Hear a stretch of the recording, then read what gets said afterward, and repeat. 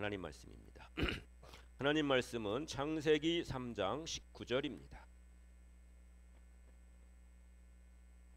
창세기 3장 19절 함께 봉독하시겠습니다. 내가 흙으로 돌아갈 때까지 얼굴에 땀을 흘려야 먹을 것을 먹으리니 내가 그것에서 취함을 입었음이라. 너는 흙이니 흙으로 돌아갈 것이니라 하시니라. 아멘. 아멘. 여러분, 우리에게는 기념일이라는 게 있습니다. 그 기념일이라는 거는 그날을 기억하고 기념하는 거잖아요. 기억하고 기념한다는 것은 그때로 돌아가서 그 의미를 되새긴다는 것입니다. 우리가 흔히 말하는 초심으로 돌아가라거나 첫사랑을 회복하라거나 하는 말이 여기에 해당될 것입니다. 우리가 일반적으로 기념하는 날에는 생일이 있습니다.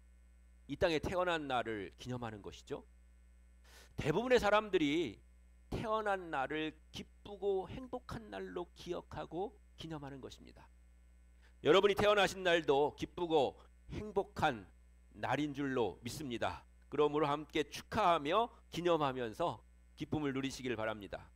그런데 혹시 간혹 가다가 불행한 상황에서 태어난 그런 사람도 있을 수가 있습니다. 그러나 그렇다 할지라도 그 사람들이 생일을 기념하는 것은 불행했던 상황을 기억하는 것이 아니고요, 현재 나를 축복하는 사람들로 인해서 나의 지금 생일이 복된 날이구나 하는 것을 우리가 깨닫기 위해서 생일을 기념하는 것입니다. 여러분 주변에 있는 모든 사람들이 또 누구든지 간에 생일을 맞이했다고 하면 그 사람들을 진심으로 축하하고 기뻐하고 격려하고, 그래서 함께 기쁨을 누릴 수 있는 그런 여러분들이 되시기를 바랍니다. 그러므로 우리가 이런 생일은 이제 주로 생일을 축하하는 이유는 이 세상에 사는 날 동안에 기념하고 또 태어난 거를 기념하는 거잖아요.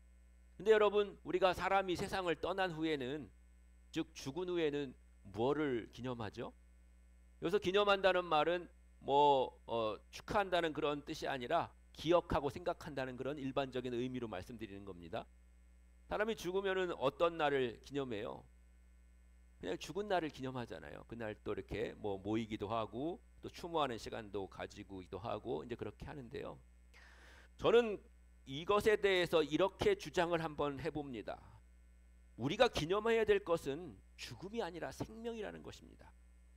그런 의미에서 부모님이 돌아가신 후에도요, 돌아가신 날을 기념하지 말고 계속해서 생일날을 기념하는 것도 좋은 방법일 것 같습니다.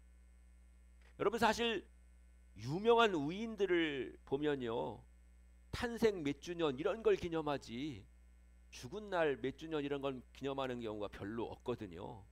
그러니까 여러분들이 계속해서 여러분의 부모님들의 태어나신 생일, 그 탄생일을 기념하면 여러분의 부모님도 위대하신 그런 위인이 되는 거예요.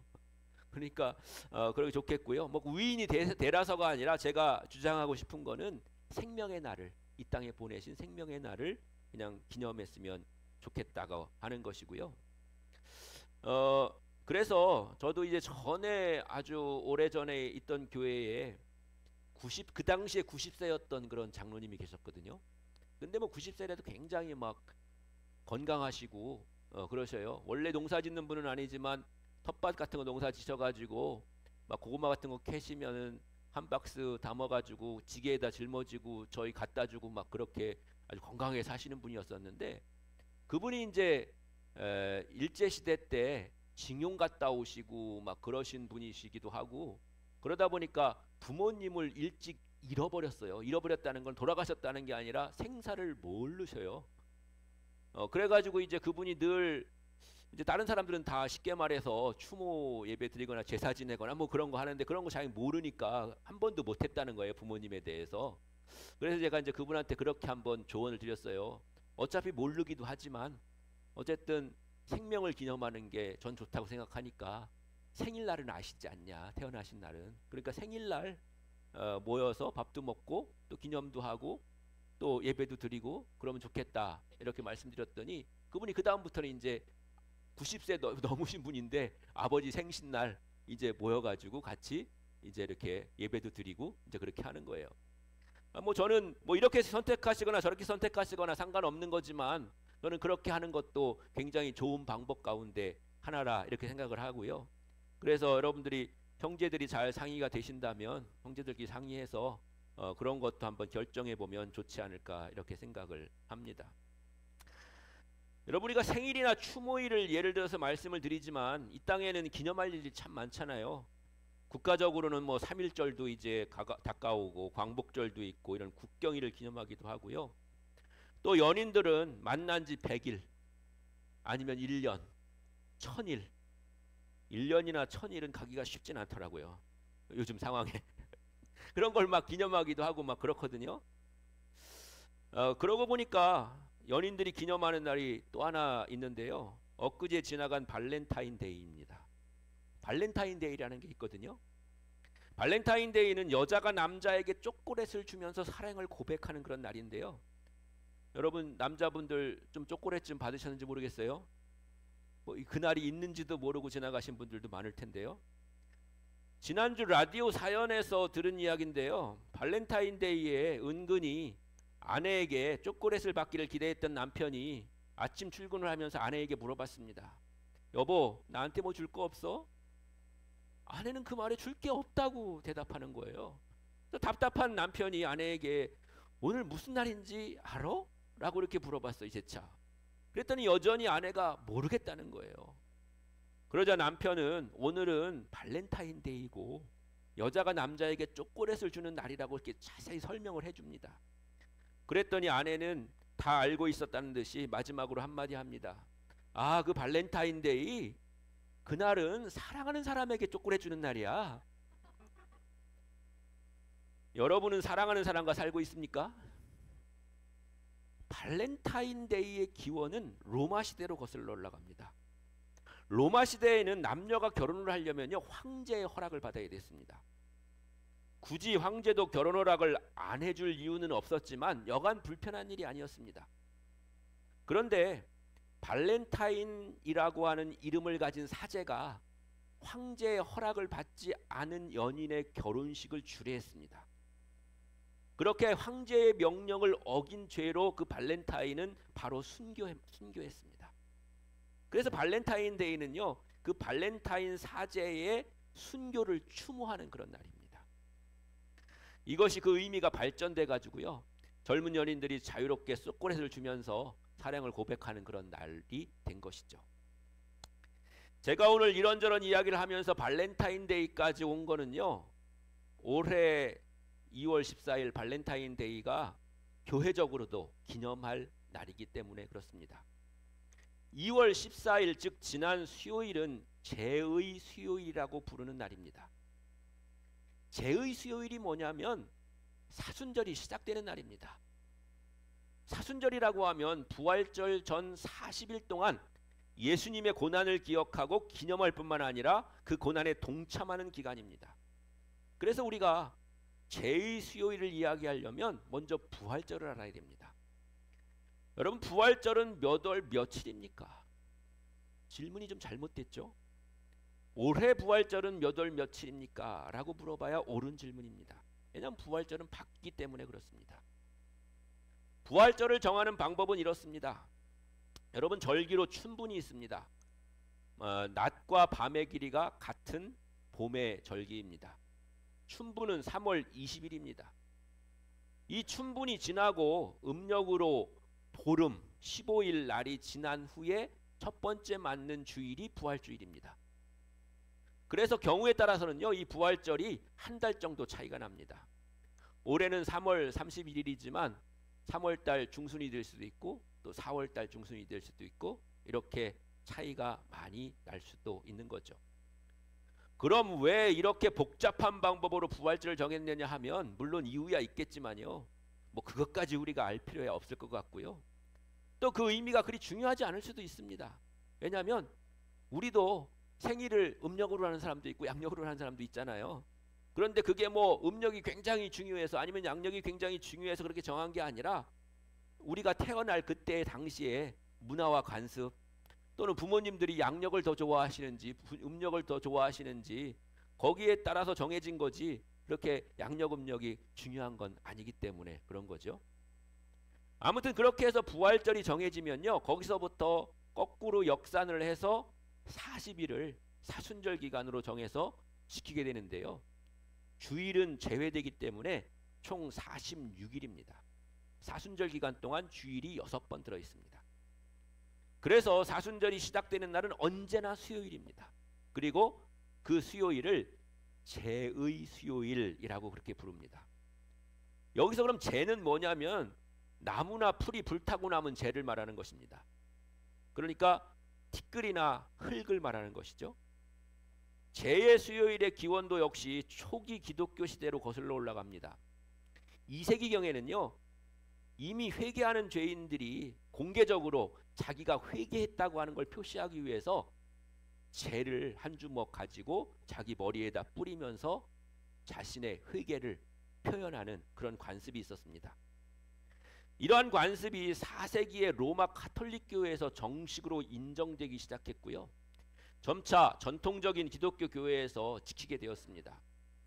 종교개혁 이후에도 대부분의 교회들이 이런 전통을 지키게 되었고요. 실제로 제를 바르는 의식은 행하지 않더라도 그 의미를 인정하고 있습니다. 머리에 제를 뿌리는 것이 초기에는 주로 회개의 상징으로 사용되었다면 시간이 지나면서 모든 신자들이 사순절을 알리는 시작의 표시로 제를 이제 받게 되었습니다. 그런데 우리는 왜 그런 것을 잘 모르기도 하고 잘 경험하지 못했느냐 하면은요, 우리가 지금 신앙생활하고 있는 지금이나 아니면 우리나라에 선교될 당시가 거의 뭐 200년이 되긴 했어도 기독교 전체 역사로 보면 현대에 속하거든요. 현대. 그러다 보니까 우리나라의 복음을 전한 나라가 또 미국이에요. 미국은 청교도의 나라이기도 하고 그들은 신앙의 자유를 찾아가지고 먼 여정을 거쳐오다 보니까요, 그 기독교의 그런 격식이나 이런 거를 다 갖추어서 뭘 할 수가 없는 거예요. 그러니까 그 의미만 되새기는 거죠. 그러다 보니까 그런 데서 또 우리가 선교를 받게 되고 현대 시대의 선교를 받게 되다 보니까 그런 격식 같은 거를 그렇게 크게 우리가 받아들이지 못하고 그 의미만 우리가 받아들이게 되는 것이죠. 물론 뭐 요즘에는 그런 걸 좀 이렇게 회복하고 또 새롭게 이걸 이제 정립을 해서 많은 교회들이 이제 그런 의식도 행하기는 합니다만은, 아무튼간에 이 의식이 있건 없건 그런 게 중요한 것보다도 그런 의미를 우리가 알고 그 사순절 기간을 시작하느냐 하는 것이죠. 이 제의 수요일에는 어떤 일을 하게 되냐면요, 목사가 축복한 그런 죄를 사용해 가지고 신자들의 이마에 십자가 모양을 그려줍니다. 이 재는 주로 종려나무 가지를 태워서 만드는 건데요, 약간 이렇게 습기가 있게 해가지고 이렇게 날려지는 재가 아니라 약간 이렇게 촉촉한 그런 재를 만들어 가지고 그걸 이제 한 사람 한 사람 성도들의 이마에다 이렇게 십자가를 이제 그려주는 거죠. 십자가를 그리면서 일반적으로 선포하기를 흙에서 왔으니 흙으로 돌아갈 것이다 라는 말을 선포합니다. 오늘 창세기에 나오는 그 말씀이죠. 이렇게 선포하는 이유는 뭐냐면 우리의 연약함과 또 우리가 예수 그리스도에게 맡겨지고 그분의 그런 손에 있어야 된다고 하는 것을 이제 나타내기 위한 것이죠. 예수 그리스도가 우리를 위해서 십자가 지시고 피 흘리시고 죽으셨던 그것이 바로 연약한 인간, 흙으로 돌아갈 수밖에 없는, 그리고 먼지처럼 그렇게 날릴 수밖에 없는 우리 인간의 그런 연약한 모습 때문이라고 하는 것을 기억하라는 것이죠.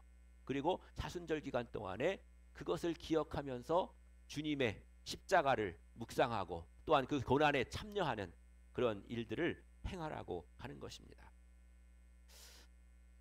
죄의 수요일은 또 자기 자신을 돌아보는 그런 기간이고요.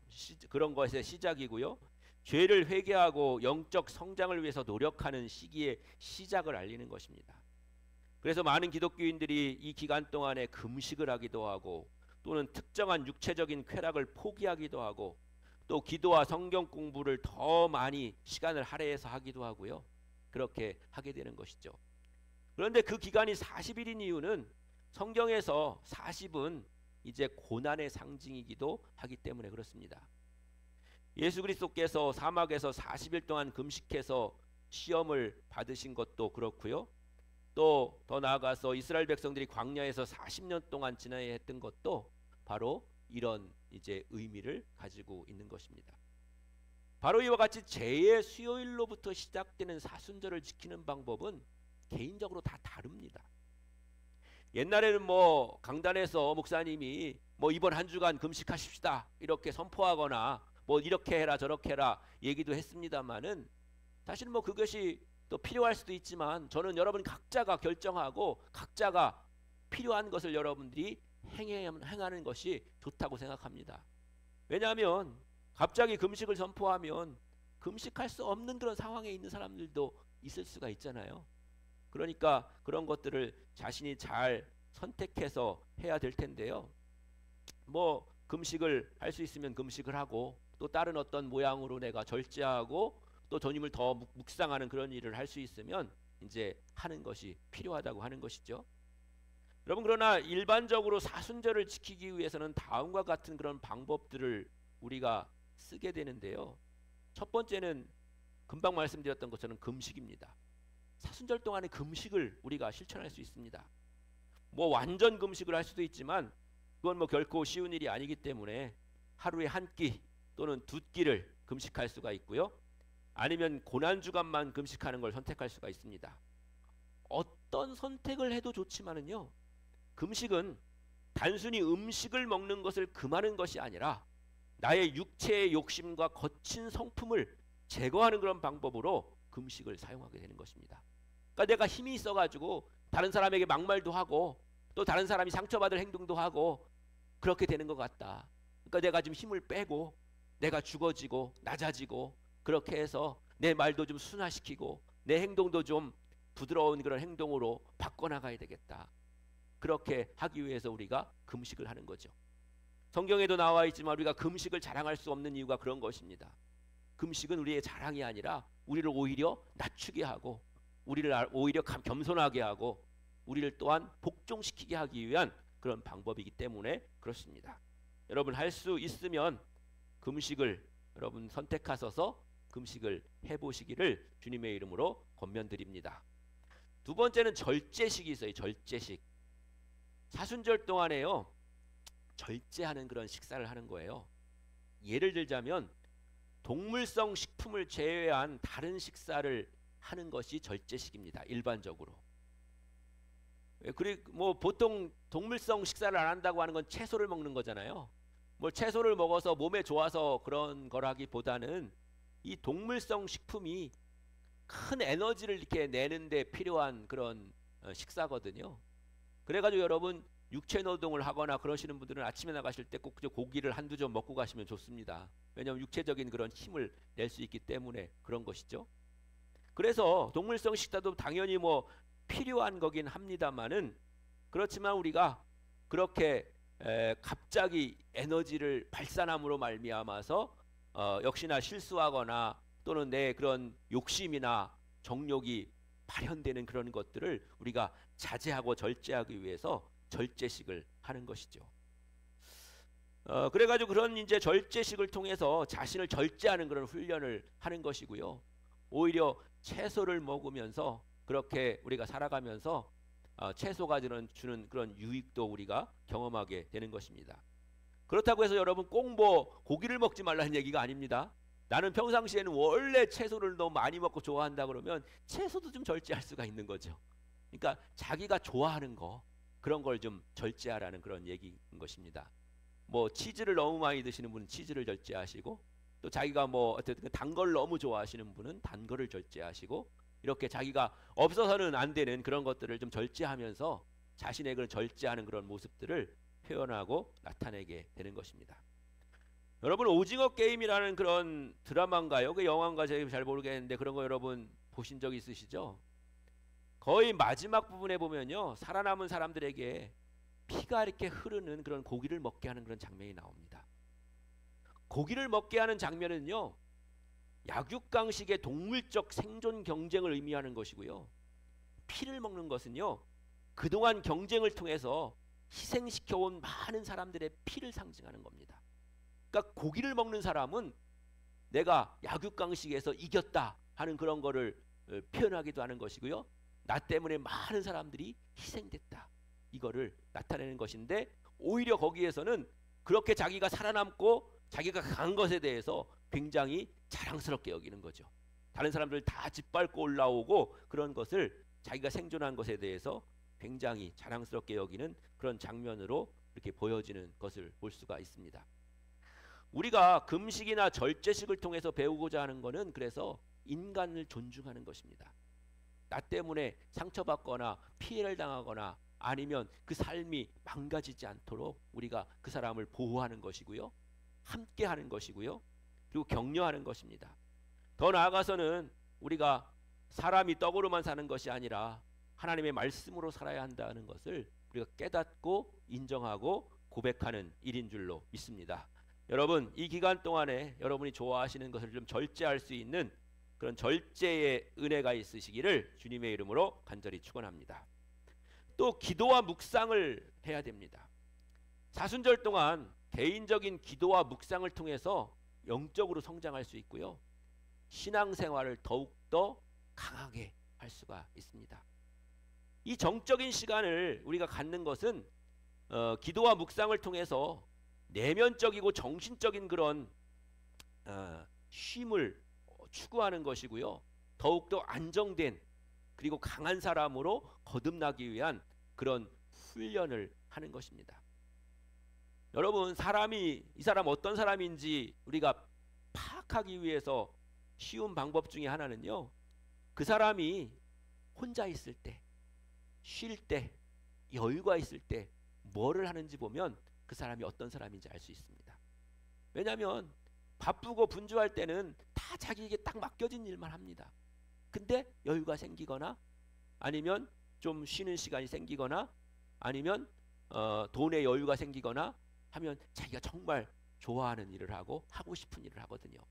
근데 그게 건전하고 좋은 일일 수도 있지만 그렇지 못한 일일 수도 있는 것이죠. 더 나아가서는 그것이 좀 지나치게 되면 어떤 사람은 없는 시간을 쪼개서 아니면 없는 재정을 정말 잘 짜내가지고 자기가 해야 될 일을 하는 그런 사람도 있는 것을 보게 되는데요. 그런 것이 정말 긍정적이고 좋은 그런 방향이라면 또 그것도 어느 정도 우리가 용납하고 또 격려할 수 있는 일이겠지만, 대부분의 경우는요, 사람들이 악한 것을 더 먼저 찾게 되어 있습니다. 그래서 자신이 정말 편할 때, 쉴 때, 어떤 여유가 있을 때 뭐를 하는지 스스로 한번 돌아보십시오. 그러면 나의 그런 정체성이, 또 내가 가장 좋아하는 게 뭐구나 하는 것을 우리가 알 수가 있는 것이고요. 그렇다고 해서 여러분의 취미생활이나 이런 걸 하지 말라는 그런 말은 절대로 아닙니다. 우리가 쉼이 필요하고 또 우리가 여유가 필요하고 또 취미생활 이런 것들이 다 필요합니다. 그런데 그런 것들이 지나치지 않고 또 때로는 가장 중요한 일을 못하면서까지 하게 되거나 그런 경우가 된다면 그것은 잘못된 경우라고 하는 것이고요. 이번 사순절 동안에 여러분들이 하고 있는 그런 모습들을 좀 돌아보시면서 무엇이 정말 내게 필요하고 무엇이 정말 필요 없는지, 또 어떤 일들을 통해서 주님을 기뻐하시는 그런 일들을 우리가 찾아갈 수 있는지, 그런 과정들을 기도와 묵상을 통해서 찾아내시고 하나님 기뻐하시는 그런 삶으로 변화되시기를 주님의 이름으로 간절히 축원합니다. 또 한 가지는 알코올과 담배를 자제하는 것입니다. 일부 사람들에게 해당되는 것이겠지만요, 사순절 기간 동안에 우리가 알코올과 담배를 자제하거나 금하는 것을 선택할 수가 있을 것입니다. 이거는 몸의 건강과 정신적인 그런 건강을 위해서 필요한 것이기도 하고요, 더 나아가서는 온전한 신앙에 몰입하기 위해서 우리가 건너야 될 그런 과정이기도 한 것입니다. 이 가운데서도 그런 것들 때문에 혹시 고민하신 분들이 계실 수가 있는데요, 그게 결코 주님 앞에 나오는데 그것 때문에 못 나올 이유는 전혀 없고요, 또 여러분 주변에 그런 것 때문에 고민하시는 분들이 있으면 전혀 그런 거에 개의치 않고 주님 앞에 나올 수 있도록 여러분 이끄십시오, 인도하십시오, 함께 하십시오. 그것이 주님 앞에 나오는데 장애될 이유는 없습니다. 그런데 우리가 신앙이 한 단계 더 성장하려면, 성숙하려면 우리가 그런 것들을 절제하고 또 그런 것들을 멀리해야 될 그런 필요가 분명히 있는 것이죠. 왜냐하면 그것이 죄의 속성도 그런 모습이 있는데요. 죄라고 하는 것은 우리가 늘 죄 짓고 사는 건 아니잖아요. 근데 정말 위험하고 어려울 때 우리가 죄의 유혹을 받게 되기도 하고, 아까 말씀드렸던 것처럼 오히려 여유 있고 또 그럴 때 죄의 유혹을 받기도 되고 그러는 것이거든요. 그런데 죄도 마찬가지지만 하나님이 죄 있는 사람은 나오지 말라 이렇게 말씀하신 게 아니고 다 오라고 말씀하셔요. 죄 있는 자도 오라고, 없는 자도 오라, 가난한 자도 오라고, 누구든지 내 앞으로 나오라고, 그래서 구원을 받으라고 그렇게 말씀하고 계시거든요. 그러니까 여러분, 누구든지 주님 앞에 나올 수 있고, 여기 계신 분 중에서도 혹시 그런 부분이 있을 수 있지만, 뜻밖의 그렇게 있을 수 있지만 우리가 뭐 잘 알지 못하지만, 그러나 여러분 그것 때문에 뭐 죄책감을 갖지는 마십시오. 그게 하나님 앞에 그렇게 죄책감을 가진 일은 아니지만, 그러나 우리의 믿음이 성장하기 위해서 우리가 절제하고 자제하고 멀리하고 마침내 그것을 끊어내야 될 그런 필요가 있다는 거 하는 사실을 여러분 기억하시길 바랍니다. 그리고 선행과 자선입니다. 사순절 동안에는요, 다른 사람들을 도우면서 자선 활동에 참여하는 것을 특별히 실천할 수가 있습니다. 이것은 사람들에게 관심과 사랑을 베푸는 것이고요, 공동체를 섬김을 통해서 영적인 성장을 이루어 나가는 것을 의미하는 것입니다. 뭐 멀리 갈 필요도 없습니다. 우리 공동체 안에도 도움이 필요한 사람이 있을 수가 있겠고요, 그런 사람들을 우리가 잘 눈여겨보고 또 사랑으로 우리가 기도하면서 섬길 수 있는 그런 기회들을 찾으면 좋을 것 같습니다. 또 우리가 직접 그렇게 하는 것이 부담스럽거나 또 상대방이 그것에 대해서 또 오해할 수도 있을 테니까요. 만약에 그런 경우라고 생각하면 뭐 다른 방법을 통해서 우리가 할 수도 있는 거죠. 아니면 뭐 특별한 방법이라고 하면 저에게 맡기시면 제가 얼마든지 또 심부름을 해드릴 수 있습니다. 이렇게 정말 좋은 마음의 그런 로 받아들이실 수 있도록 그렇게 전달할 수 있고 심부름꾼이 될 수가 있는 것이죠. 우리가 이렇게 공동체 안에서 서로를 돕고 사랑하는 그런 마음을 가지면 그 공동체가 튼튼히 세워질 수가 있는 것이고요, 때론 여러 가지 어려움이 올 때도 흔들리지 않고 또 나눠지지 않고 찢어지지 않고 그렇게 함께 나아갈 수가 있는 줄로 믿습니다. 여러분, 이 사순절 기간 동안에 선행과 자선을 베푸실 때 특별히 우리 곁에 있는 사람들에게 격려하고 베풀고 나눌 수 있는 그런 사랑의 은혜가 여러분과 함께 하시기를 주님의 이름으로 간절히 축원합니다. 이와 같이 사순절은 부활절을 기다리면서 준비하는 기간이고요, 그리스도를 맞이하기 위해서 그리스도의 고난에 내 몸을 맡기는 그런 시간입니다. 그리스도의 고난을 내 몸에 흔적을 남기는 그런 시간인 거죠. 예수 그리스도를 말미암아 구원받고 새 생명 얻어서 새 사람으로 거듭나서 내가 기쁘고 즐겁고 행복한 삶을 살고 있지만, 그러나 매년 계속되는 그런 부활절을 우리가 맞이하면서 또 사순절을 우리가 지내가면서 그 그리스도의 고난이, 우리를 구원하시기 위한 십자가의 고난이 어떤 것인지를 우리의 몸에 새김으로 말미암아서 우리가 때로는 죄의 유혹을 받거나 아니면 우리가 믿음의 구원에서 가려고 했을 때 우리의 그 흔적을 보면서 우리가 다시금 구원을 회복하고 하나님의 은혜 가운데로 나아갈 수가 있게 될 줄로 믿습니다. 그것이 어떤 것이 되었든지 간에 그건 각자가 결단하고 실천하는 것입니다. 그리고 그것을 잘 실천하고 그것을 잘 지내고 나면 부활주의를 맞게 될 텐데요, 그때 우리는 나 자신이 정말 새로워졌구나, 거듭났구나, 새 사람 됐구나, 변화됐구나, 성장했구나, 이런 것을 알게 되실 줄로 믿습니다. 은혜가 무엇인지를 알게 될 것입니다. 그게 바로 축복이고 그렇게 고백하는 것이 우리에게 은혜인 줄로 믿습니다.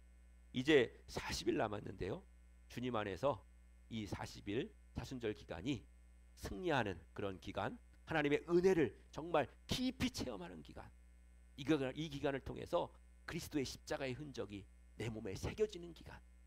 그래서 부활절에 주님을 맞이할 때 정말 은혜와 기쁨으로, 정말 하나님의 새롭게 하시는 그런 능력으로 주님을 다시 만날 수 있는 그런 여러분 모두가 되시기를 주님의 이름으로 간절히 축원합니다.